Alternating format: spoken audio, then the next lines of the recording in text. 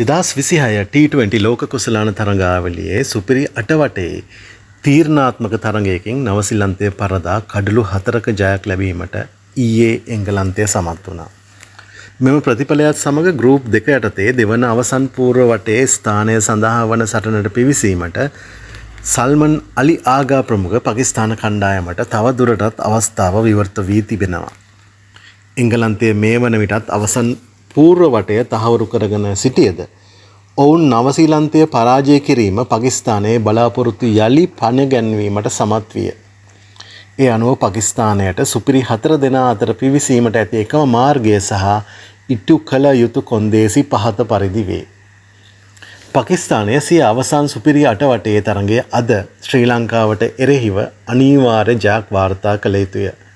නවසීලන්තය සිය තරඟ වටය නිමා කළේ ප්‍රසාද ලකුණු 3ක් ලබාගෙනයි. පාකිස්තානය අද තරඟයේ ජයග්‍රහණය කළහොත් ඔවුන්ටද හිමිවන මුළු ප්‍රසාද ලකුණු සංඛ්‍යාව 3කි. එවිට දෙවන ස්ථානය තීරණය කරනු ලබන්නේ ශුද්ධ ලකුණු වේගය මතයි. දැනට නවසීලන්තය සතුව ධන 1.39ක ඉතා ඉහළ ලකුණු වේගයක් පවතින අතර පාකිස්තානයේ එය ඍණ 0.461ක් ලෙස සටහන් වේ. එම අවාසිය මකා දමා නවසීලන්තය පසු කර යාමට නම් පාකිස්තානය අද ශ්‍රී ලංකාවට එරෙහිව ඉතා දැවන්ත ජයක් ලැබිය යුතුය. ප්‍රථමයෙන් පන්දුවට පහර දෙන්නේ නම් අවම වශයෙන් ලකුණු 65ක ජයක් ලැබිය යුතුය. පසුව පන්දුවට පහර දෙන්නේ නම් හිමිවන ඉලක්කය පන්දු වාර 13ක් ලෙස හඹා ගොස් අවසන් කළ යුතුය.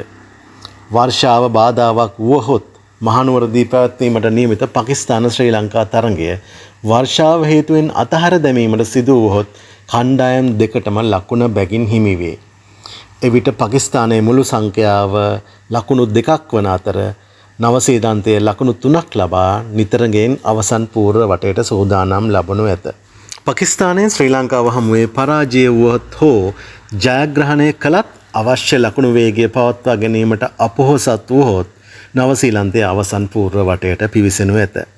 පාකිස්තාන කණ්ඩායම අද දිනේදී මෙම අසීරු ඉලක්කය ජයගෙන අවසන් පූර්ව වටයට පිවිසෙනු ඇද්ද යන්න පිළිබඳව මුළු ලෝකයේම අවධානය යොමු කරගෙන සිටී.